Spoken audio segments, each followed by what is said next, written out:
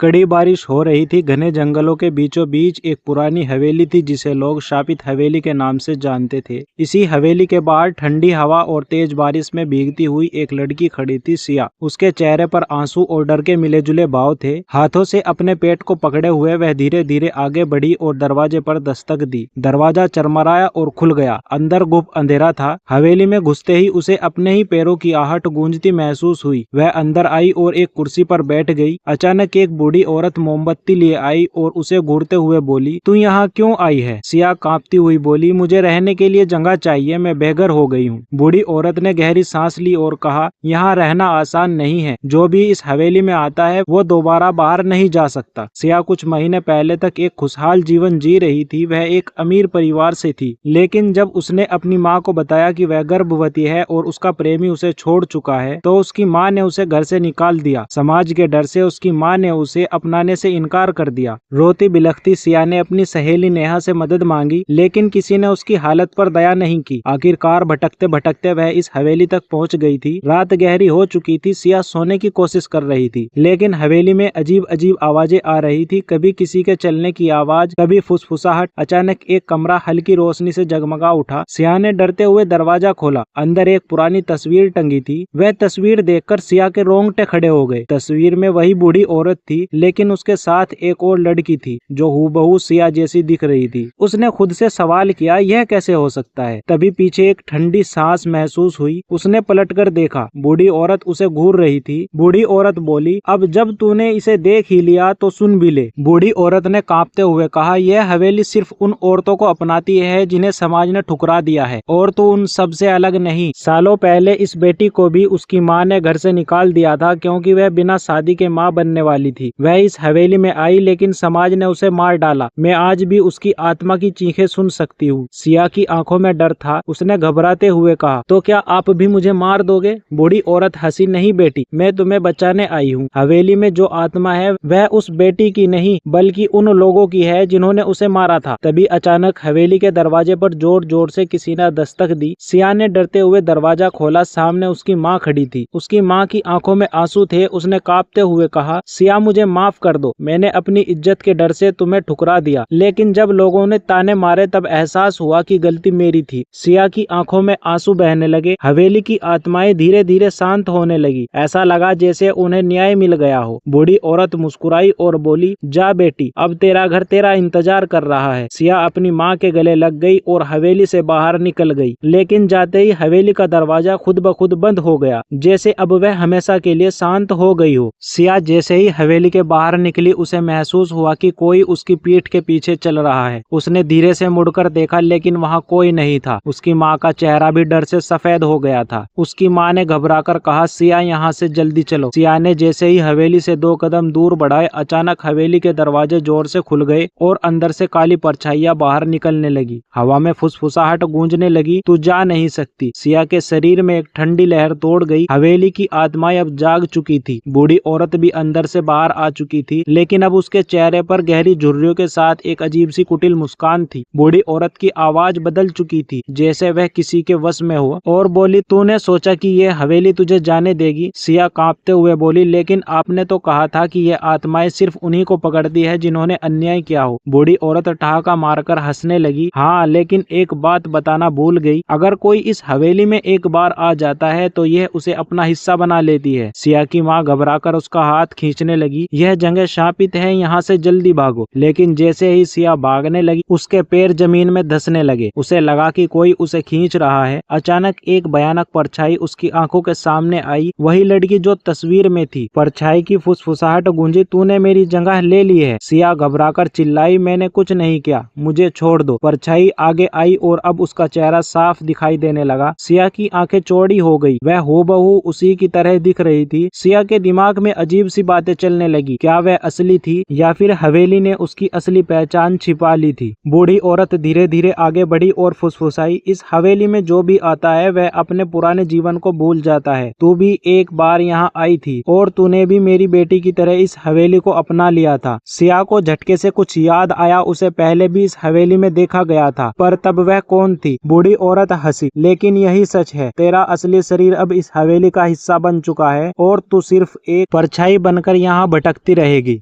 सिया ने अपने हाथ देखे, उसकी त्वचा धीरे धीरे पारदर्शी हो रही थी। वह चिल्लाई लेकिन उसकी माँ अब उसे देख नहीं पा रही थी। वो चिल्ला रही थी, माँ मुझे बचाओ। उसकी माँ ने इधर उधर देखा लेकिन उसे सिया दिखाई नहीं दी। सिया अब हवेली की नई आत्मा बन चुकी थी। उसने भागने की कोशिश की लेकिन उसके पैर जमीन से चिपक गए। बूढ़ी औरत बोली, हर 100 साल में यह हवेली एक नई आत्मा को अपना हिस्सा बना लेती है। अब तू भी मेरी बेटी की तरह यहाँ हमेशा के लिए फंस चुकी है। सिया की माँ जोर से चिल्लाई, सिया कहाँ हो तुम? लेकिन उसे कोई जवाब नहीं मिला। उस रात के बाद सिया को किसी ने नहीं देखा, लेकिन अगर आप उस हवेली के पास जाकर ध्यान से सुनेंगे तो कोई धीमी आवाज में फुसफुसाते हुए कहेगा, मुझे बाहर निकालो। सिया अब हवेली की आत्माओं में से एक बन चुकी थी। वह देख सकती थी, सुन सकती थी, लेकिन कोई उसे महसूस नहीं कर सकता था। वह अपनी माँ को पुकारती रही लेकिन उसकी आवाज सिर्फ हवेली की दीवारों में गूंजकर खो जाती। तभी हवेली के कोने से वही परछाई फिर प्रकट हुई, सिया की ही शकल वाली लड़की, लेकिन इस बार उसका चेहरा करुणा से भरा हुआ था। अगर तुम बचना चाहती हो तो तुम्हें अपना असली सच याद करना होगा। मेरा असली सच? लड़की आगे आई और बोली, तुम सिर्फ एक परछाई नहीं हो, तुम्हारे अंदर अब भी तुम्हारी आत्मा जीवित है, लेकिन इस हवेली ने तुम्हें बांध रखा है। अगर तुम्हें बाहर निकलना है तो तुम्हें इस शराब को खत्म करना होगा। सिया को याद आया कि हवेली में एक कमरा था जिसे कोई नहीं खोल सकता था, 7वां दरवाजा। तुम्हें वहां जाना होगा, लेकिन याद रखना तुम्हारे पास सिर्फ एक मौका है। सिया हवेली की भूल भुलैया जैसी दीवारों के बीच दौड़ने लगी। हर जगह से अजीब सी फुसफुसाहटें और साए निकल रहे थे, लेकिन अब वह नहीं रुकी। आखिरकार उसे वह दरवाजा दिखा जो लोहे की मोटी जंजीरों से जकड़ा हुआ था। अचानक हवेली में भूचाल आ गया, दीवारों से खून बहने लगा और दरवाजों के पीछे से कोई जोर से चिल्लाने लगा, मत खोलो, यह दरवाजा बंद ही रहना चाहिए। हवेली की आत्माएं चिल्लाई लेकिन सिया ने हिम्मत दिखाई। उसने पास रखे एक लोहे की छड़ से ताला तोड़ दिया। दरवाजा खुलते ही अंदर का नजारा देखकर सिया सन्न रह गई।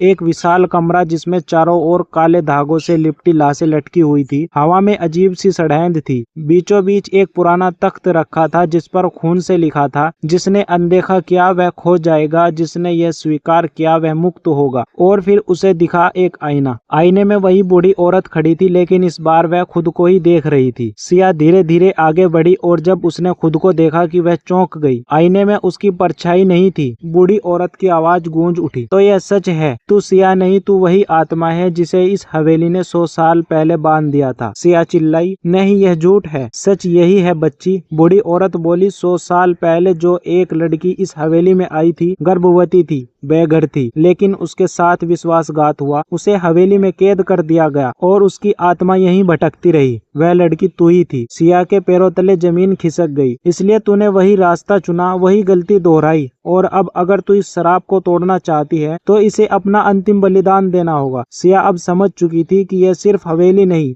बल्कि एक जिंदा शराब थी जो हर 100 साल में किसी मासूम आत्मा को कैद कर लेती थी। मुझे क्या करना होगा? बूढ़ी औरत हंसी, तुझे हवेली को जलाना होगा, लेकिन याद रखना, अगर आग लगने के बाद तू भाग ना सकी तो तुझे फिर से 100 साल के लिए बंद कर दिया जाएगा। सिया के पास कोई और रास्ता नहीं था। उसने पास रखी लालटेन उठाई और हवेली के कोनों में आग लगानी शुरू कर दी। जैसे जैसे आग बढ़ती गई, हवेली की आत्माएं चीखने लगी, परछाइयां भागने लगी, हवेली के खंभे टूटने लगे। सिया दौड़ती रही लेकिन दरवाजा अब भी बंद था। सिया ने जोर से दरवाजे को धक्का दिया लेकिन वह टस से मस नहीं हुआ। उसके पीछे आग की लपटें बढ़ती जा रही थी। तभी उसे अपनी माँ की आवाज सुनाई दी, सिया मेरी बच्ची। आखिरी ताकत लगाकर उसने दरवाजा तोड़ दिया और धुएं के बीच बाहर छलांग लगा दी।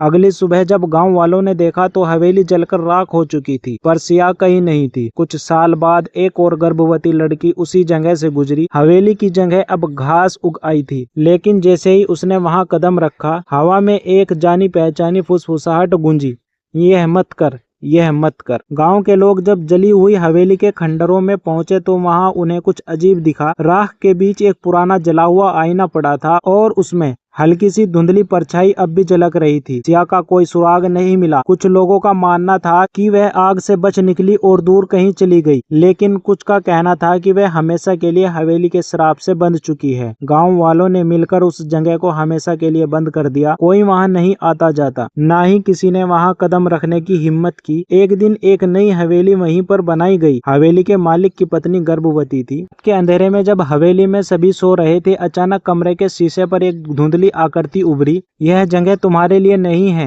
भाग जाओ। महिला घबराकर उठी। लेकिन जब उसने अपने पति को जगाया तो शीशा फिर से साफ हो चुका था और दूर हवेली के खंडरों के पास खड़ी एक परछाई हल्के हल्के मुस्कुराने लगी। शायद सिया अब भी वहीं थी।